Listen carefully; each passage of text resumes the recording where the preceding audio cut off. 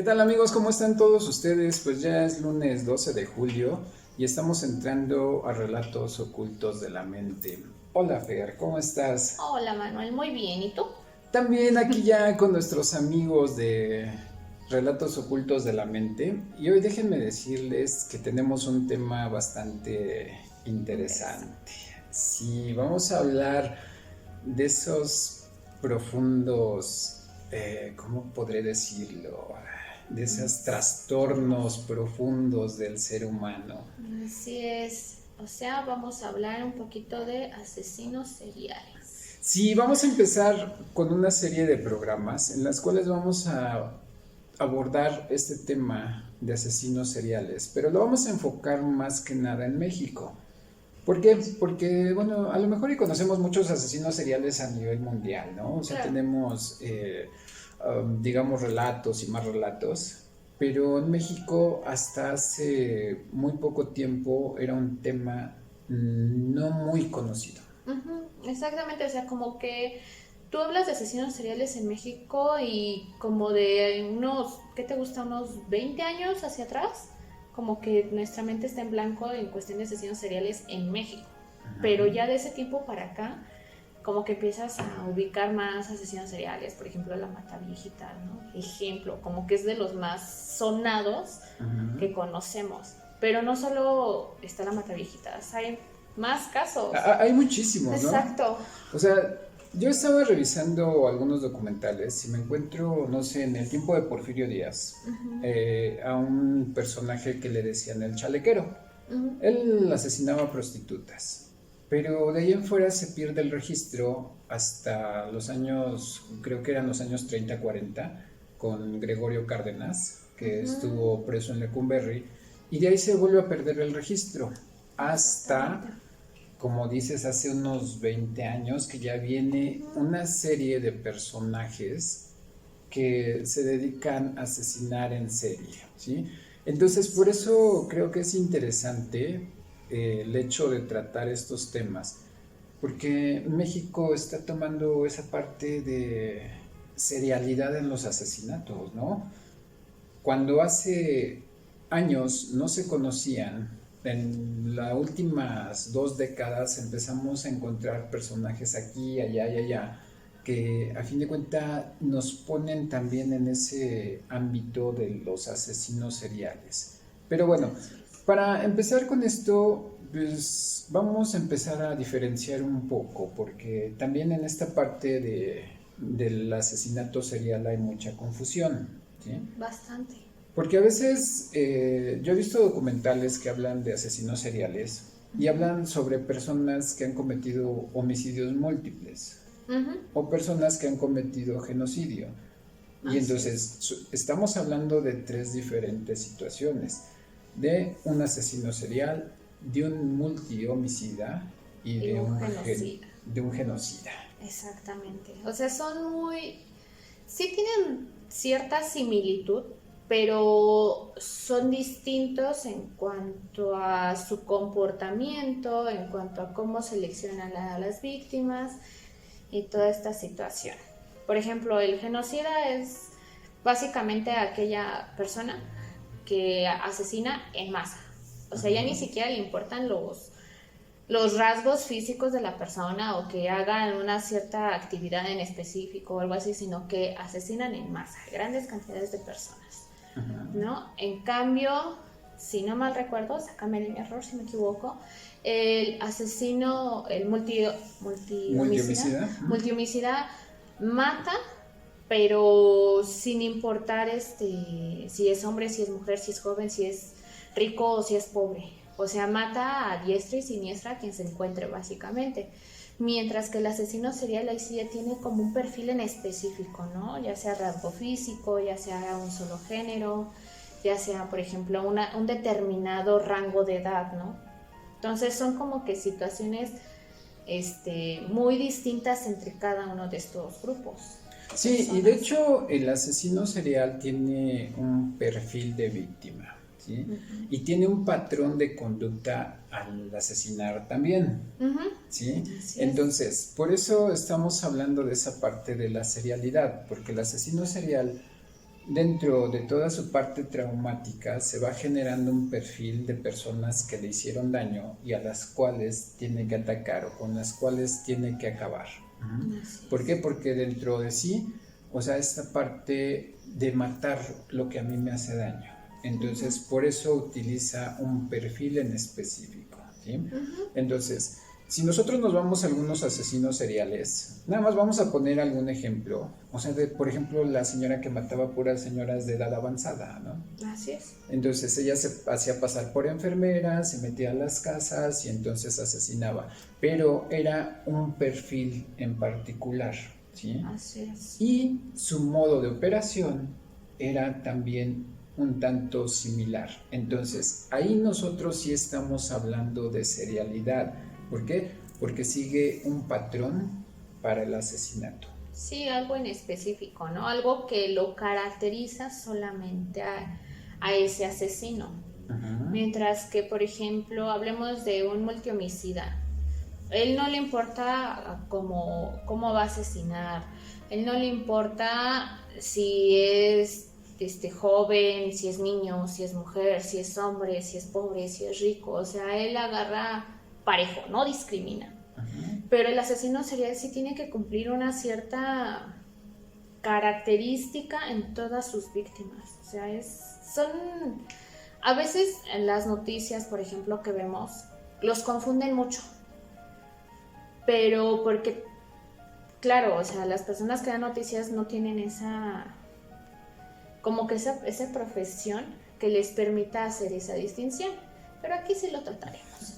Sí, porque también estamos hablando de ese trastorno de la personalidad que genera la multiserialidad, ¿sí?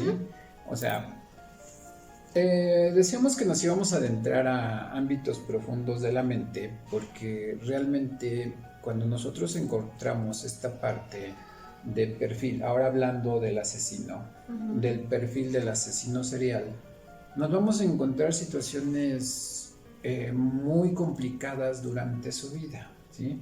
Pero antes de avanzar en este perfil, también déjenme decirles que hay dos trastornos de personalidad que son muy tendientes a cometer estos asesinatos.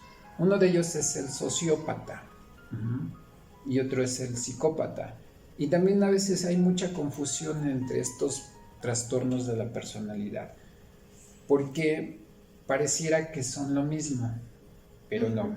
O sea, tienen diferentes características, ¿no?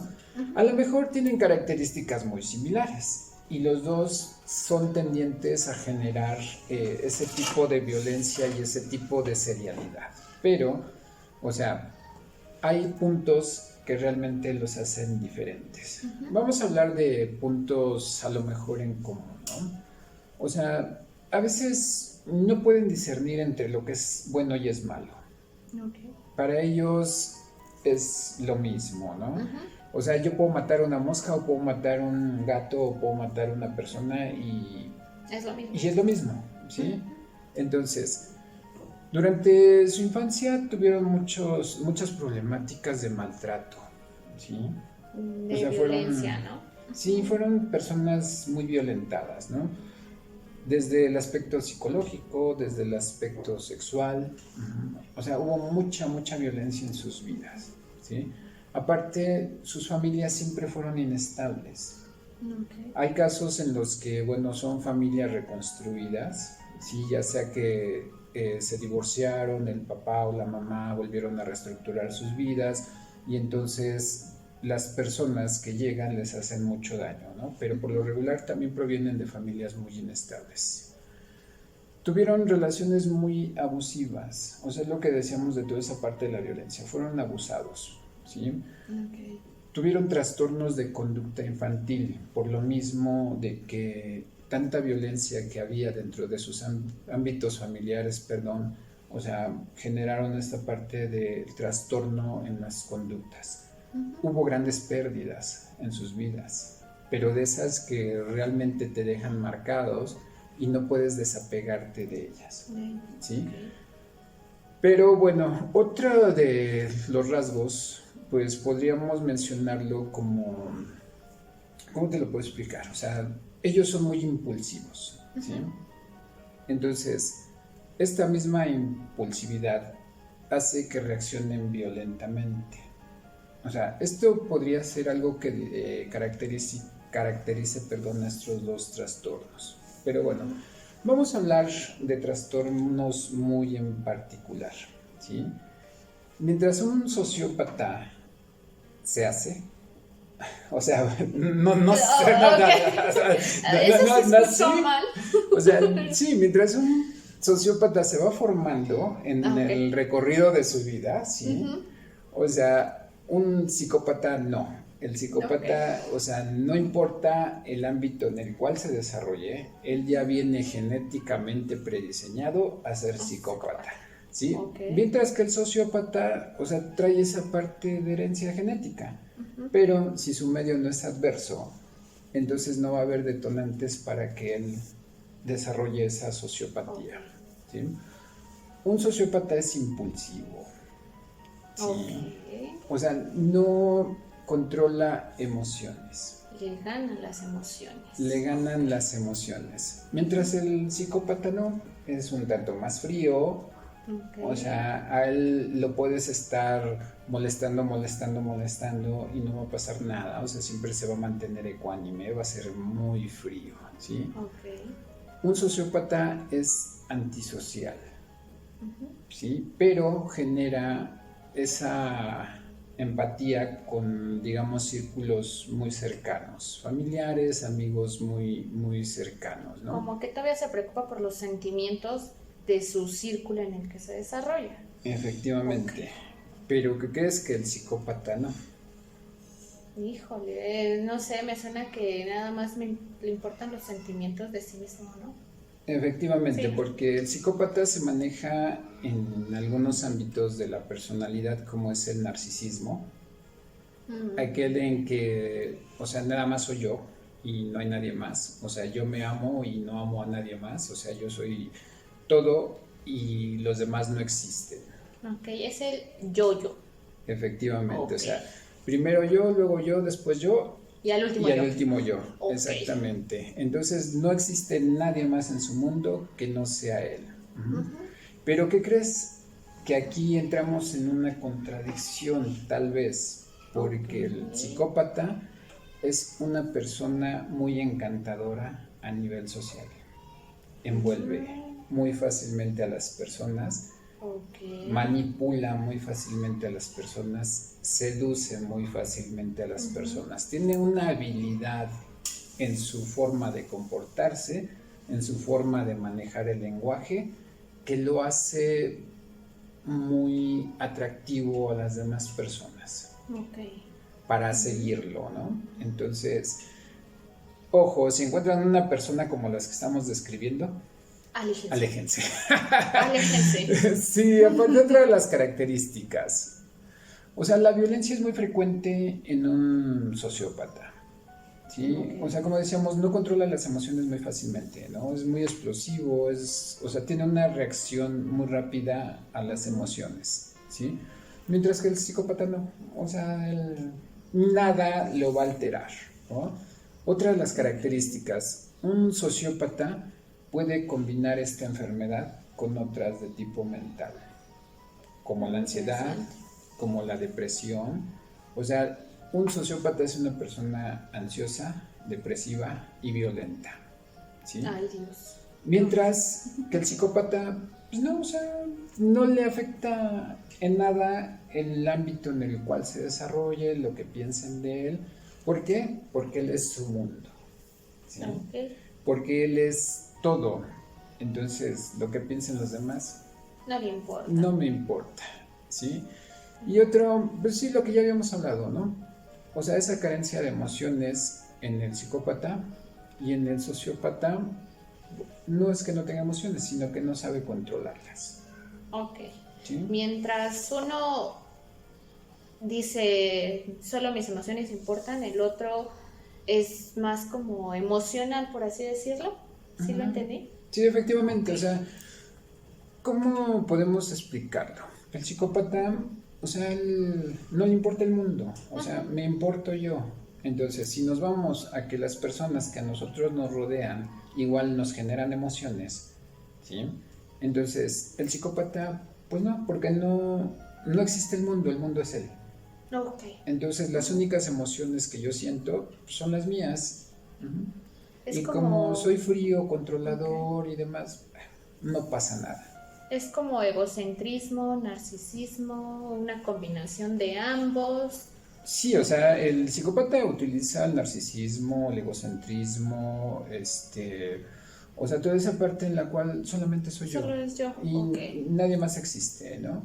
Mientras que el sociópata sí, porque él sí genera empatía, decíamos, con su círculo más cercano. Ujú. Ok. Digamos que el psicópata, a fin de cuentas, no tiene esa parte de la culpa. Ujú. ¿Por qué? Porque, o sea, puede matar y no pasa nada. O sea, no siento ningún tipo de culpa, ¿no? Ujú. Pero bueno, esto, ¿por qué lo estamos tocando? Porque a fin de cuentas estos perfiles son los que nos van a llevar un tanto a otras situaciones. Las personas que nos están viendo, a lo mejor y dicen, bueno, pues con el perfil que estás dando, pues habría muchos asesinos seriales, ¿no? Sí, sí, imagínate, más de medio mundo sería asesino serial. Pero hay otras condiciones, ¿sí? ¿Por qué?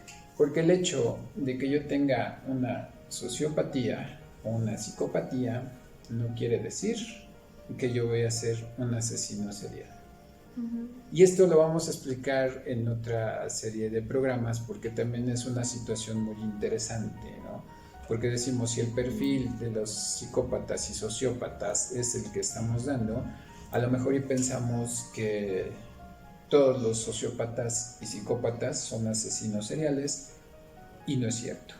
Exactamente, y tache, ¿no? Es así porque hay distintas situaciones que llevan a estas personas a convertirse en un asesino serial, ¿no? O sea, no solo tiene que ver su personalidad, por así decirlo, sino otras cositas que le influyen alrededor suyo.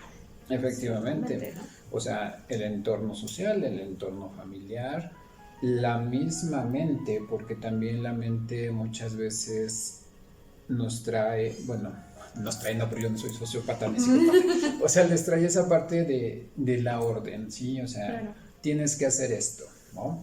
Pero eso también lo vamos a ir viendo en esta serie de programas cuando ya nos vayamos metiendo.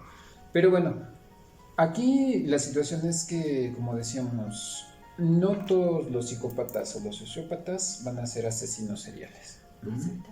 Pero bueno, vamos a tocar un poco la parte legal porque también es importante, ¿no? Así es. Fíjate que, como te decía, los pocos o muchos asesinos seriales de los que se ha visto aquí en México, es complicado llevarles un juicio que se adapte a lo que hicieron.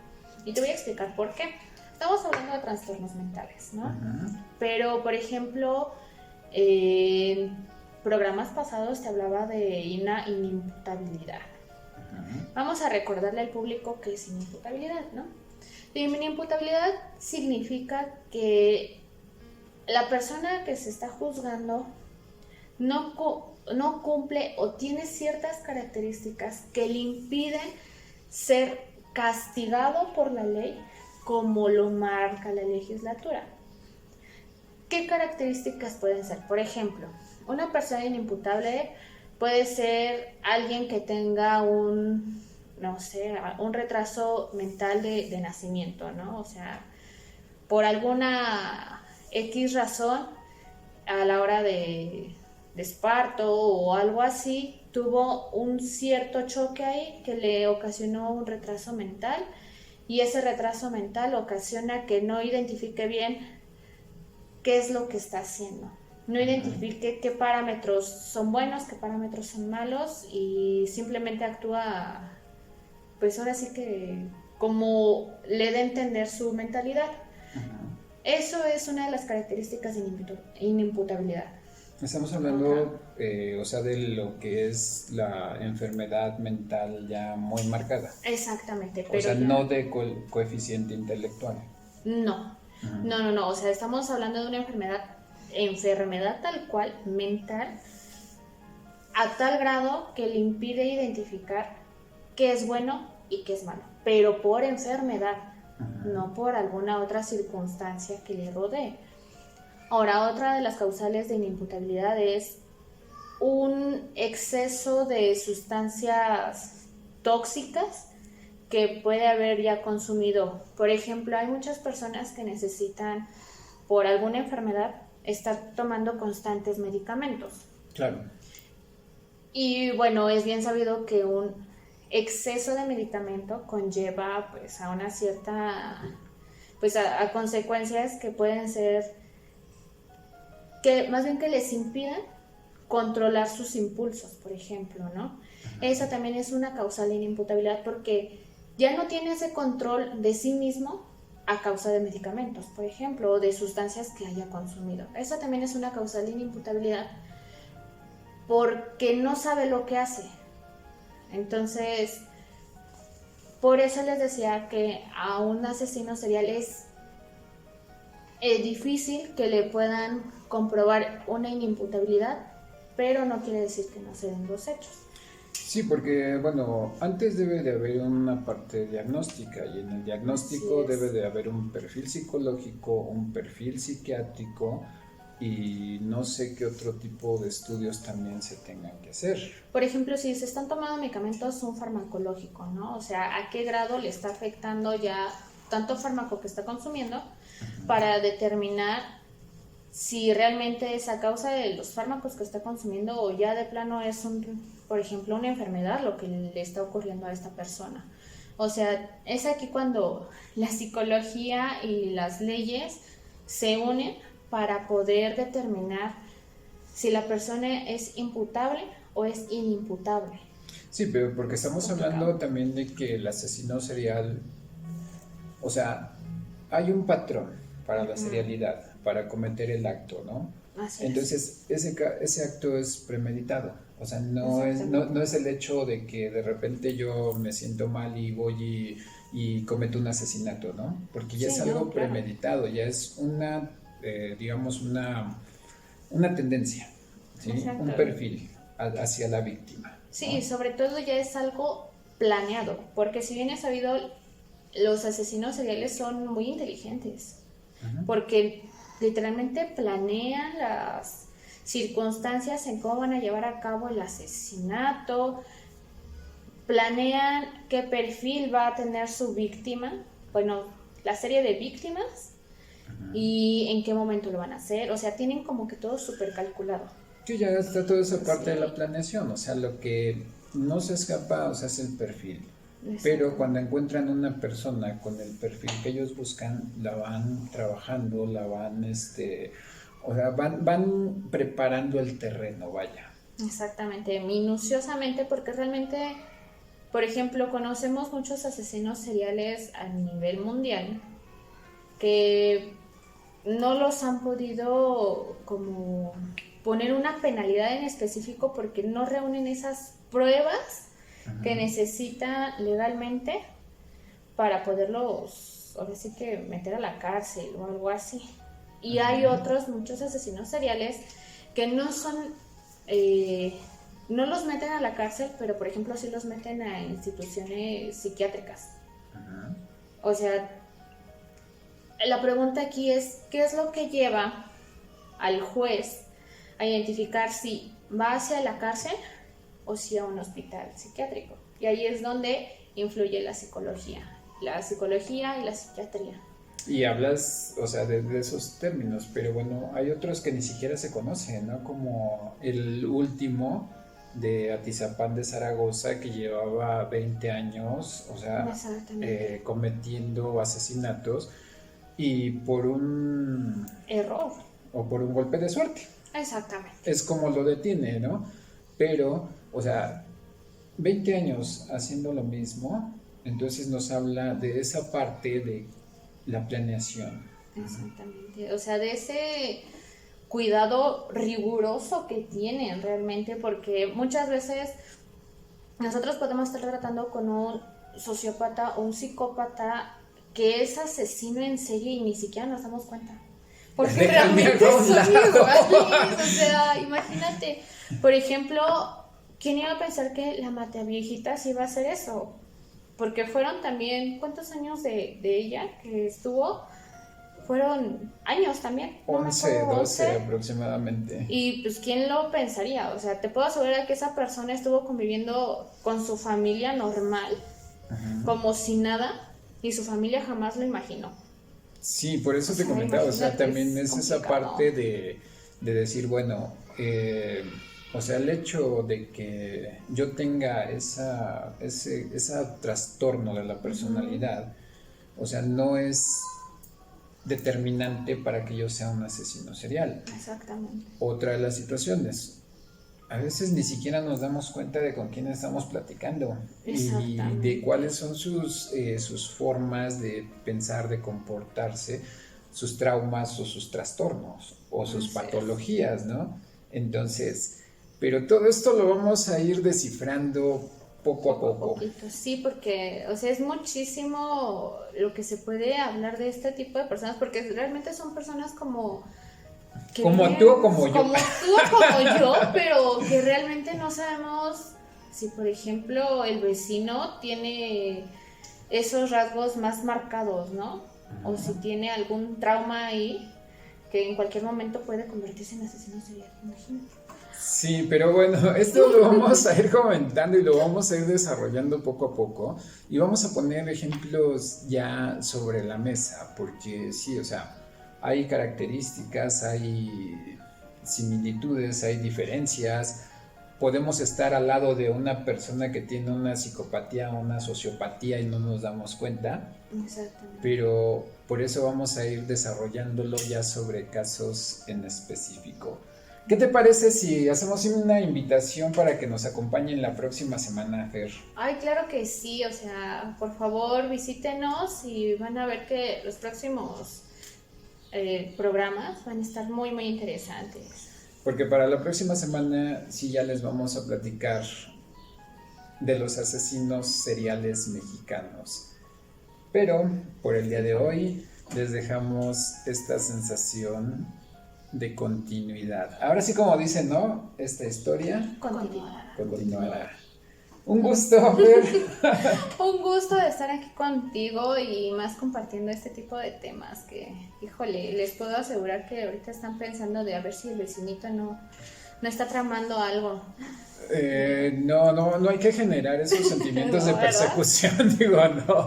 Pero bueno, nos vemos la próxima semana. Antes de despedirnos, pues nada más un agradecimiento a Ivette Bautista, a Bruno García, Fernanda García, muchas gracias. Recuerda, yo soy tu amigo José Manuel Quintanar, psicólogo. Y recuerda, tenemos Facebook, tenemos YouTube, tenemos TikTok, tenemos Instagram y próximamente podcast. Visítanos, comparte, suscríbete y activa la campana de notificaciones. Nos vemos el próximo lunes. Nos vemos.